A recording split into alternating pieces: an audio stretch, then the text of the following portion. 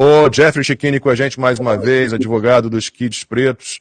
Está conseguindo acompanhar aí essa análise da denúncia feita pela primeira turma? Chiquini, o que você pode dizer para a gente? Lacombe, que confusão o dia hoje, né? Eu tô no interior do Paraná, que eu tô fazendo um júri, aqui em Cascavel, perto de Foz do Iguaçu, porque o julgamento do meu cliente, ou melhor, o julgamento da denúncia de recebimento não do Coronel Azevedo é só dia 8, por isso que eu não estou em Brasília. Mas estou monitorando aqui com o fone no ouvido, acompanhando do outro lado, estou monitorando e todos estarrecidos com essa prisão em flagrante de um advogado no exercício da prisão, no exercício da função, Lacombe. Mas sim, eu estou conseguindo acompanhar esse julgamento. O que você pode dizer para a gente aí? Muitas pessoas, não sei se você conseguiu acompanhar a explanação ali do Gonê no início, se você conseguiu acompanhar alguma defesa oral aqui no chat do Conversa Timeline, muita gente criticando o advogado do Mauro Cid, mas muita gente elogiando o advogado do Augusto Heleno. Não sei se você teve acesso, se conseguiu acompanhar a essas falas todas. Então, veja só que o advogado, Lacombe, ele coloca aquela beca bonita hoje na tribuna do STF, mas ele tem apenas 15 minutos para sustentar a falta de provas, as falhas processuais. Um processo que, desde o seu nascedouro, quando ainda inquérito, tem falhas todos os dias, você precisaria aqui de um dia de fala numa tribuna para conseguir explanar tudo. Então, 15 minutos não é suficiente para você resumir o tanto de ilegalidades, o tanto de problemas jurídicos que se tem nesse processo. Acompanhei algumas falas dos advogados. O advogado do Mauro Cid, ele não tem local de fala ali, né? Não sei por que ele pediu a palavra na tribuna para ali apenas ratificar que o cliente dele é um X9. É isso que ele fez ali na tribuna. Não precisaria ter usado da palavra, não mudou nada ter usado da palavra. É possível que esteja preocupado apenas que o cliente dele perca a delação premiada. Porque o Mauro Cid ele assinou um contrato. Delação premiada nada mais é do que um contrato. E agora, se ele, Mauro Cid, viola algum termo do contrato, cai a delação, cai o acordo que ele fez, as provas e tudo que ele falou permanecem para usar contra os demais acusados, mas ele perde os benefícios. Então, acho que provavelmente estão preocupados, porque na peça de defesa do Mauro Cid, eles criticam a condução da delação premiada, eles criticam a acusação. Não faz sentido terem feito um acordo, então. Então, a delação do Mauro Cid está em risco. Por isso que o advogado do Mauro Cid tentou ali justificar o injustificável, preocupado que Mauro Cid perca o prêmio. Mas ainda assim, ficariam válidos todos os argumentos que ele apresentou na delação. Boa tarde, doutor Chiquini. Obrigado por estar aqui com a gente. Muitos advogados estão falando de falta de acesso à integralidade das provas. Por exemplo, o advogado do Braga Neto, José Luiz Lima, disse que não teve acesso nem mesmo às provas extraídas do celular de seu cliente.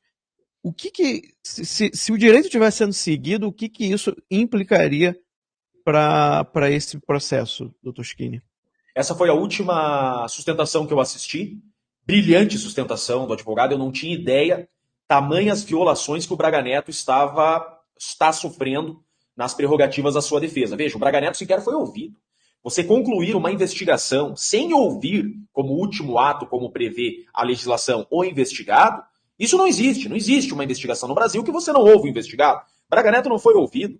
A defesa do Braga Neto está tendo a mesma dificuldade que eu, ter acesso a informações de extratos das apreensões dos celulares. Eu também estou tendo essa mesma dificuldade. O celular do meu cliente foi apreendido, printaram uma mensagem de um grupo, mas não fornecem para nós o extrato completo da mensagem ou das conversas que foram extraídas. Braga Neto também está sofrendo com isso. Então veja, todas as defesas, sem exceção, estão sofrendo com esse atropelo desse processo. A sede de condenar esses acusados é tão grande que estão atropelando todas as prerrogativas mínimas das defesas, porque senão não dará tempo de terminar esse processo em 2025. E eles não estão nem aí que as defesas gritem. Não importa. Não importa o quanto as defesas gritem. Eles têm uma missão. Terminar esse processo em 2025. Se fornecessem todas as provas que as defesas querem ter acesso, não conseguiriam analisar a acusação hoje. Veja, o que está acontecendo ali no plenário que nós estamos assistindo? Hoje o STF vai decidir se o Bolsonaro e aqueles outros acusados virarão réus. Nós estamos em um limbo aqui. A investigação terminou e ainda eles não são réus. O processo ainda não iniciou. Nós estamos aqui no meio. Hoje o STF vai decidir se eles vão virar réus, se o processo iniciará ou não. A sede deles é tão grande que eles fizeram tudo a toque de caixa.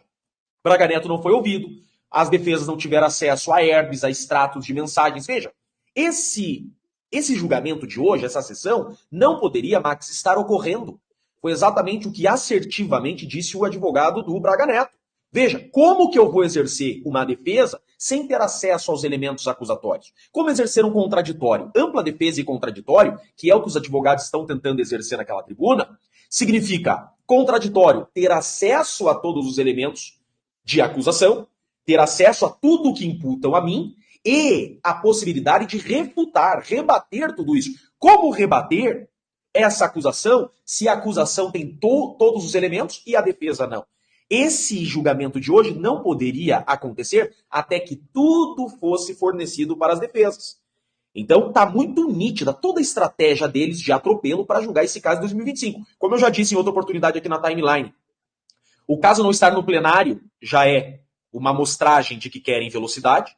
O caso estar na primeira turma e não na segunda já é uma amostragem de que querem celeridade, porque na primeira turma ninguém vai pedir vista. Não tem ali um juiz imparcial a querer analisar de fato as provas, então ninguém vai atrapalhar o desenrolar do processo com pedido de vista, o que poderia prolongar o processo, se estender para depois de 26, e dividiram esse processo em 5, como eu falei aqui na timeline que seria feito. Dividir o processo em 5, hoje está julgando a denúncia só do Bolsonaro e daqueles outros 4 ou 5 acusados. Por quê? Toda essa estratégia é para que o caso seja o mais rápido possível. Está muito nítido que é um jogo de cartas marcadas e esse julgamento de hoje é só cumprimento de mera formalidade. Vejam o ânimo do ministro Alexandre de Moraes ao ler um relatório do Ministério Público. Veja, aquela leitura era para ser feita uma leitura fria, uma leitura isenta. Ele está lendo uma denúncia de uma parte. Ele coloca uma tensão sobre aquela denúncia, um ânimo, como se ele tivesse escrito a denúncia e como se ele fosse o legitimado a acusar através daquela denúncia.